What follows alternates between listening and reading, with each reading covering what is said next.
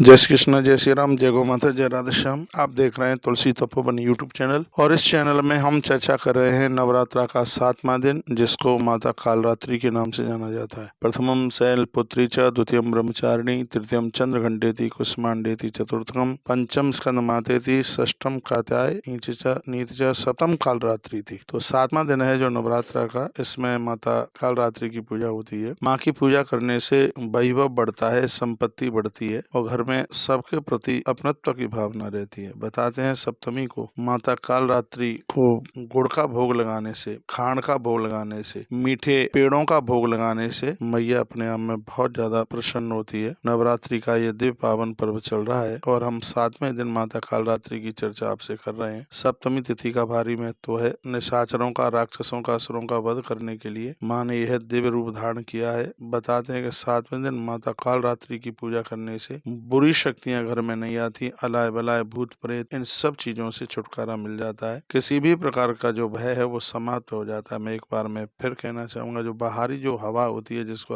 बाहरी बयार कहते हैं, माता जी की 7वें दिन पूजा करने से घर में ये किसी भी प्रकार की अलाय बलाय नहीं रहती। तो माता रानी बहुत प्रसन्न होती है। मैं ये कहना चाहूंगा कि माता रानी को इस दिन गुड़ का भोग जरूर लगाइएगा। इस सप्तमी को माता को प्रसन्न करने के लिए आप मालपुआ, एक दिन और भी मैंने मालपुआ की बात कही है। सप्तमी के दिन भी मैया का मालपुआ का विशेष तरह से भोग लगाया जाता है। अंगारा जलाइए, अंगारे पर घी की कुछ चम्मच डालिए, फिर उसमें माचिस से अग्नि प्रज्वलित कर दीजिए, फिर उसमें 9 आहुतियां माता के लिए डालिएगा। मालपुए के छोटे छोटे ग्रास करके 9 आहुतियां उसमें डालें। बताते हैं अकाल मृत्यु से लोग बच जाते हैं जो सप्तमी को नवरात्रा करते हैं, सप्तमी को माँ का पूजन व्रत करते हैं। तो माँ की यह इतनी बड़ी महिमा है। अपने आप में माँ प्रसन्न होकर के सभी मनोरथों को, सभी मनोकामनाओं को पूर्ण कर देती है। और माता को प्रसन्न करना कोई बहुत ज्यादा बिल्कुल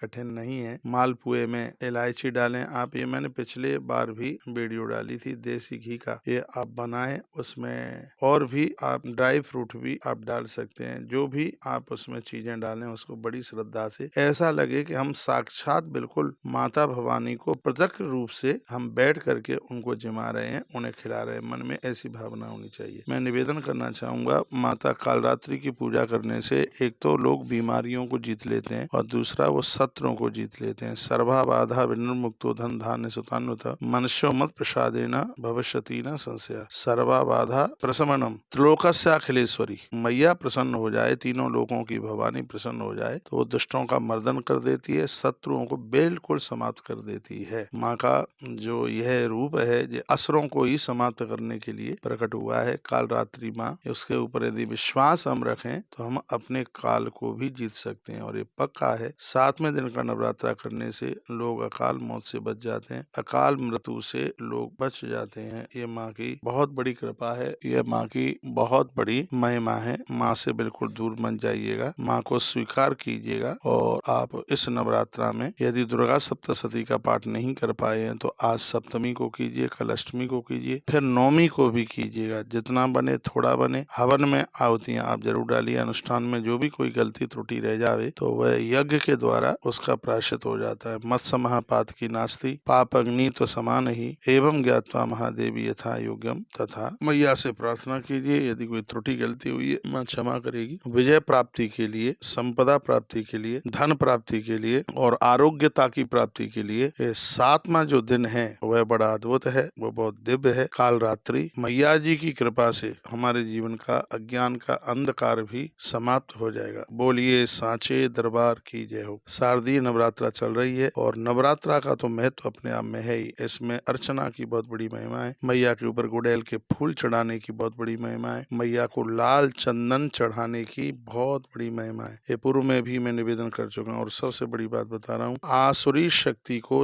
विनाश करने के लिए मैया का 7वां दिन अपने आप में बहुत ही ज्यादा विशेष है। 7वें दिन की नवरात्रा करने से आयु बढ़ती है, अकाल मृत्यु का हरण होता है। ये माँ की बहुत बड़ी कृपा है। लोग एक लंबा जीवन जी लेते हैं माँ की कृपा से। तो कल फिर हम आपसे नवरात्रा के 8वें दिन की बात करेंगे। तो कालरात्रि तो मैंने ये वीडियो आपके पास तक पहुँचाने का भरकम ये प्रयास किया है। कल और परसों फिर 2 दिन की ही नवरात्रा रह गई है। आपसे बने तो बेटियों को पूजन करके और उन्हें कुछ जिमा करके दक्षिणा दे करके कन्याओं का अवश्य में आप आशीर्वाद लीजिएगा। और अगली वीडियो में मैं आपको निवेदन करूंगा, जो आपने जोत जलाई है उसके ऊपर जो फूल पड़ गया है, जोत के ऊपर फूल, ये शुभ है या अशुभ है। इस वीडियो को जैसे ही आपके मोबाइल पर आवे तो इसको आप जरूर सुन लीजिएगा। और मुझे लगता है कि आप पहली बार सुनेंगे, बहुत ज्यादा संभ्रम में रहते हैं कि पता नहीं है जोत के ऊपर फूल पड़ गया है, ये शुभ है या अशुभ है। तो मैं अगला वीडियो शीघ्र ही आपके पास पहुंचा रहा हूं। तब तक के लिए बहुत बहुत धन्यवाद। आप सब प्रसन्न रहें, माँ की खूब कृपा बरसे, माँ के चरणों में ऐसी प्रार्थना है।